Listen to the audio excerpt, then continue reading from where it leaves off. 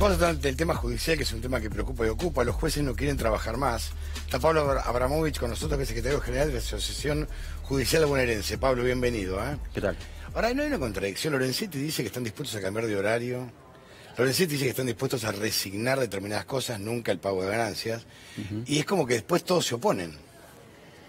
Sí, desde la década del 90 viene un debate sobre cómo se resuelve el problema del Poder Judicial, o sea, qué reforma es necesaria, y había dos enfoques. Un enfoque que decía que había que poner más presupuesto, que era el que planteamos los trabajadores. Eso desde ya. Y otro que planteaba que había que reorganizar la estructura que había, que eran en general los planteos de los sectores más conservadores. Hoy el planteo sigue siendo el mismo, digamos, no cómo se pone presupuesto para que el Poder Judicial pueda responder en forma oportuna, sino cómo se reorganiza ese presupuesto o esa estructura que hay, adaptando a las necesidades actuales. En la práctica, ¿qué es lo que están diciendo?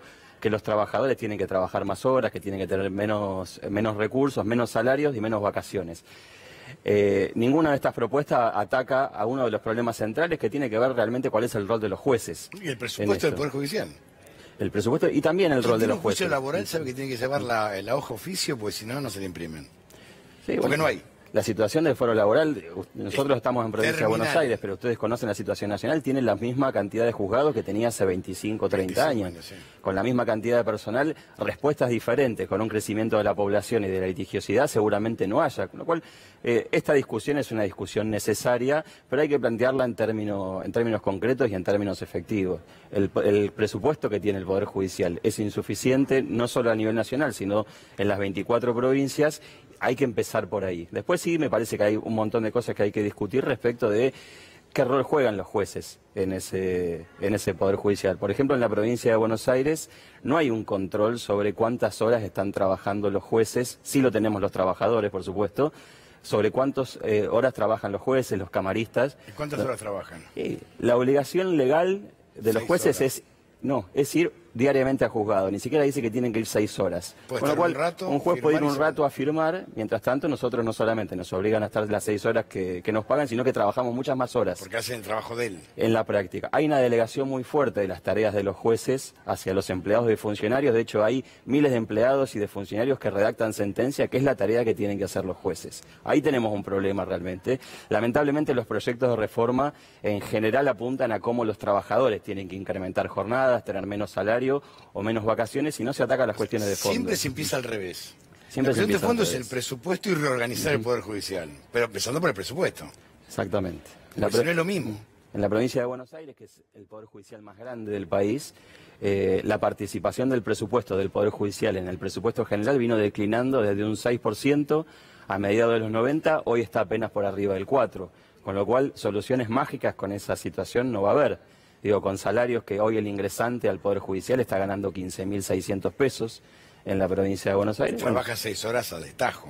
Como mínimo 6 horas. Se le pagan 6 horas, tenemos también extendido la sobrecarga laboral y el exceso de jornada. Son 7, de 8, de 9, para poder afrontar un colapso estructural que sin eso no se puede solucionar. Claro, vos decís algo que es muy cierto, ¿no? La delegación de los jueces hacia los empleados del Poder Judicial, pero siempre por los medios se escucha a los jueces, nunca a los empleados. Sí, bueno, nosotros venimos a Lorenzetti, le lanza una convocatoria para discutir reformas del Poder Judicial y solamente convoca al Sindicato Nacional. Cuando convoca a todas las cortes provinciales de los 24 poderes judiciales, el resto de los actores sindicales, de los trabajadores, no estamos sentados en esa mesa, que seguramente tenemos muchas cosas para decir sobre cómo habría que reformar el Poder Judicial, no solamente de incrementar los presupuestos, sino también de un montón de reformas que efectivamente hay que hacer para que el Poder Judicial dé respuesta. Lamentablemente nosotros, con la experiencia de las reformas que impulsó Menem en los 90, que las que se impulsan ahora tienen un signo muy parecido, claramente no han dado respuesta a la ciudadanía, y por eso creemos que hay que empezar por otro lado, como vos decías. Claro, porque no todo pasa por las vacaciones de los jueces, el mes y las 2 semanas, sino en el fondo hay un trasfondo mucho más preocupante y mucho más profundo. Sí, si no hay más personal, si no hay más juzgados, si no hay más fiscalías, defensorías, seguramente el problema estructural no se resuelva. Asistentes sociales, presupuesto en la Fiscalía de Violencia de Género, que no tienen. Las defensorías para que haya un acceso efectivo a la justicia para aquellos sectores que no pueden pagar los grandes estudios jurídicos.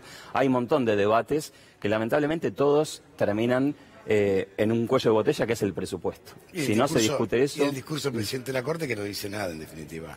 Cuenta el mismo, hace una radiografía que todos ustedes saben.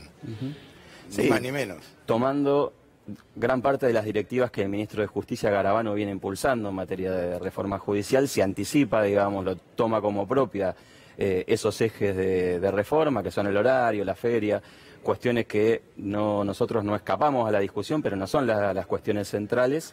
Y como vos decís, no hay un planteo profundo y serio de cuáles son las falencias estructurales que tienen hoy los poderes judiciales o el sistema judicial en la Argentina para atacarlo de fondo. Y eso tiene que ver primero con el presupuesto, y ahí están los poderes ejecutivos con la responsabilidad principal, y segundo, cómo es el sistema de selección de jueces.